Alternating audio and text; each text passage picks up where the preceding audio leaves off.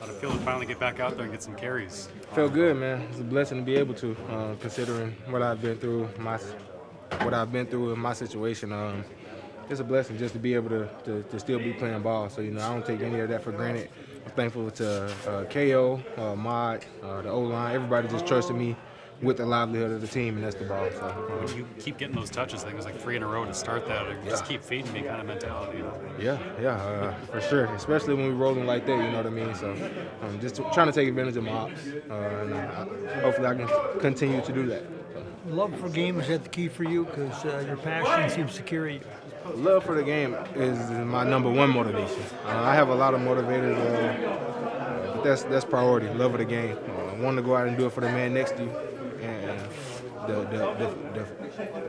the feel you get after a win is unmatchable. So that's why I do it, really, to be honest with you. You think that's part of the reason that KO wanted you back, because he understands that? I think so. I love the game. I love ball. You know what I mean? I don't play it for some of the other reasons that people play. I just play because I love it. You know what I mean? And God blessed me with the ability, and I want to go out and put it on forefront every chance I get. You understand the offense well enough, too, that it's a pretty easy step in, huh? Absolutely. The offense is pretty simple considering I've been in it pretty much everywhere I went. So no learning curve, just hit the ground running, and that's what I've done. How many calls did you get from teams? Was this your first tryout since then? Or? Yes, it is. Oh, okay. Gotcha. John, how did you stay ready, like you said, in the meantime? So I'm living in Fayetteville, Arkansas. So I'm old snapper at Arkansas. Jordan Silver is there. Work with the punter there, Devin Bale, as well. So get a full operation there. So that's a good spot to be. And how do you view this opportunity? I mean, I don't think you've kicked in a regular season game, right? So this will be my NFL debut. Yeah, so I'm excited. I'm just excited for the opportunity and got to take advantage of it, make the most of it. It has to be nice though if you're going to kick it in. You'll be outside this week though, and it sounds like there is a little turf issue there. No, there's no turf issue. It's I went to Virginia Tech, played outside. We're used to any kind of weather, so we're good to go. Do you ever get to the point where you just think this chance is never going to come? I mean, you sit there and wait and kick and kick. Yeah, I mean, there's always that little bit of doubt that you never know if you're going to come back or not. But the key is just to keep your head down, stay locked in, stay ready. How are you approaching this? Kind of as a potential to show the league what you can do too? Oh, absolutely. Anytime you go out on a Sunday, it's a resume for 31 other teams. So. Hey, John, how does your experience with Ryan this summer holding, being here before, does that help you at all jumping in here? Absolutely, and being with Jake McQuaid as well last year in Detroit. Oh, I didn't know that. So we've got a good operation, and we're excited to see make some field goals this weekend. How many times a day do you think you would kick down in Arkansas? Like what did a regular workout look like? Yeah, so either 2 to 3 times a week, and we kind of just talk to each other, like me and Jordan, making sure we're getting the reps that we need, and Devin's just kind of there for each other, he's doing extra work for the university and himself. So. What were you doing when the phone rang, and how surprising was it? So Sunday night, I kind of saw him limping a little bit, so I couldn't sleep Sunday night, just praying for that call was going to come, and sure enough it came, and I was watching my daughter, so it was really cool. How did the tryout go? It was really good. There were 5 kickers, as you guys know, and had a few off of sticks and a few with some operation and a couple kickoffs, and it was good workout. And I'm just curious, when's the last time you kicked in a game? Was it 2023 preseason, or was it? Yeah, it would have been 23 preseason. Okay, gotcha. How do you keep your nerves intact when you know you get a shot and there's 5 guys there and you got to stay calm?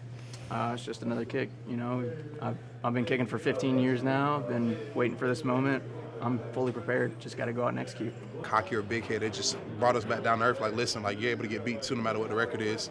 But it made us push that much harder and understand what we really have at stake and what we really could do this season if we continue to do our jobs and understand that what can happen if we don't do our jobs. So it was a wake-up call for us, and I think that it helped out a lot. Now we just got to continue to carry on this momentum and stay in this win column. Going into the half in a deficit and then coming back like you did, what do you think that says about this team? Yeah, just resiliency. I think that ultimately we didn't really care about the score. We just knew that, what we control on defense is the plays that obviously that we can do is our effort and our energy and our technique. And I think that was the thing that we just went into the locker room with. Hey, look, We seen the plays that they got that were big on us, and it kind of created some explosives or gave us a couple issues.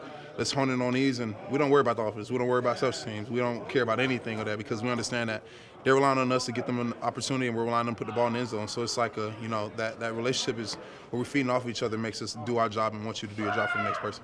2 sacks to close out the game. What does that tell you about how you guys can close games out? Yeah, just doing your job until that time comes. I mean, we had to stop the run. I think that was the main thing all week last week was, hey, stop the run and we can get them in situations where we can actually pin our ears back and go. We knew that they'll be having a lot of chip plans, different types of protection to try to, give themselves the best chances to create a big play. And that's what happened at the end. And they realized that they couldn't chip or do these things too much because they need these points, and that's where you've seen the sacks start to come. You said you guys are getting back to who you are as a defense. Now that you're at this point in the season, what would you say the identity of this defense is? Oh, man, just being fast, physical, and have that swagger about us. I think that when we're playing with that type of energy and that type of confidence and it shows on tape, I think that's demoralizing for opponents. They see that we play together really well. We love to see each other make plays. We love to see everybody else make the plays. So on top of you have that energy, and then obviously our game plan and our scheme, that just makes it that much more intimidating because we're confident in what we're doing and obviously selfless at the same time. So that means that we're all willing to do the dirty work and whoever has to do it. JG, on that last, one of those last sacks that you got, camera saw you smiling. What was going on? You went to everybody kept asking me about that like I was smiling. I promise you I was not intentionally trying to smile. I honestly was gassed. Like I was like dead.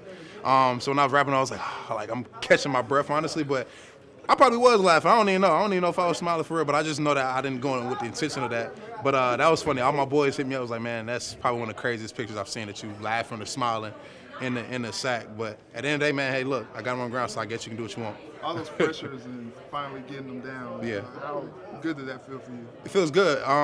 But at the same time, understanding like that's my job. I mean, people. I mean, I want to make sure I'm affecting the game, whether I lead it in sacks, pressures, whatever the case may be. I'm trying to make sure I'm dominating my one-on-one, and obviously those times will come. The opportunity will come when I have to finish, and that's where I have to take my game to that next level to make sure that the pressure's equal into sacks. There's no way you tell me I got X, Y, Z amount of pressures and they're not equaling up to the sacks, or something I could have done faster to get to the quarterback faster. Just little small things like that is what I take from it, and I try to just make sure that I'm perfecting my craft so that way when that time does come for me to free up and I beat my one-on-one, quarterback's right there for the game, whatever the case may be, I'm ready to do it. No. Honestly, I've learned a long time ago in this league that you cannot underestimate anybody that is told to go out on that field, whether you're a quarterback, offensive tackle. That was the main thing I learned from the jump is, when they don't have their starting tackle back there, you think that it's like a day off for you. You finna just go get 1,000,000 sacks. Like, nah, I mean, that guy gets paid too, and I'm pretty sure he's playing with a chip on his shoulder and knowing that he's playing against top guys in the league. So I think that just help me make sure I treat everybody the same and give everybody that same respect. So and make sure that I continue to play good, and that's why I feel like the results come.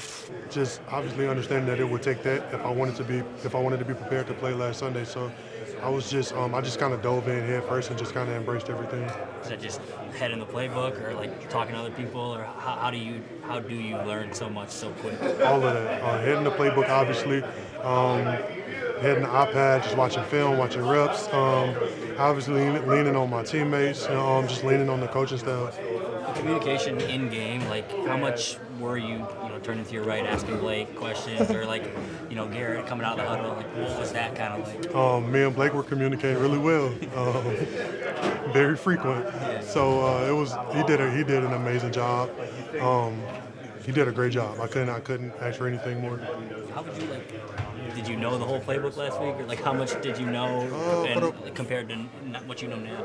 Obviously I'm learning more just as I'm hearing more. But last week I had a pretty good grip on what we were doing. I feel like for the most part I was able to get in and soak up a good amount. And the good thing about coming in season is obviously you're game planning, so it's not all the plays. It's not the whole install. It's just whatever we'll be running that week. So. It's Flo always says you can't tell who's going to make the big play. It's just you got to be ready for when it happens, kind of thing, and it is what it is. I really appreciate the breakdown, man. Thank you so much. Yeah. I wish I could give you more without handing out trade secrets. Of course, no, I really appreciate it. Thanks. Yeah. What's it like going and playing Jacksonville? They say turf can be an issue, etc. What's it like when you prepare for this one? They have a grass field, right? Yeah. Yeah, I've played there before, and I'm a fan of grass surfaces for sure. So I don't know. At this stage in my career and this late in the season, we've played on enough surfaces that guys know what works for them. 7 studs or non-7 studs, ankle tape, spats, whatever you do. That I don't think that's huge on my to-do list this week. For you, when you prepare for a team, what are you looking at most on the film? Is it systems? Is it who you play against? What do you look at the most when you prepare? Contrary to other defenses I've been in this year and last year, I look more specifically at the individual player, not as much the scheme. Teams aren't able to do what they do in other weeks against the style of defense that we play. We just kind of do some things that take things off the menu. So, you know, if I watch a few games and see them run counter OI 5-10 times a game, we might not see that run one time because our defense doesn't, you know, is ran in a way that doesn't allow that to happen, or a team that bootlegs all the time, but we run some stuff with hot edges that you can't really run a boot on us. So it's a whole different study. Right. So in years past, I watched hours and hours, much more of film because there was much more to break down. Here, it's more analyzing our practice and how it looked in the week, and then watching the individual matchups at the center and the guard spots.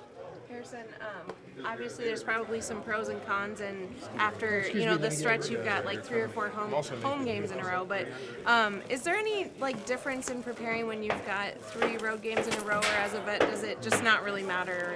You know, I haven't even realized that we have 3 road games in a row. You know, we compartmentalize things as 1 week seasons each week, and so you know, if you get into that landscape of looking forward to what's down the road, it can distract you from like the right here and now. So I guess our leadership messaging will continue to be that this is the most important game of our season because it's the one this week. So.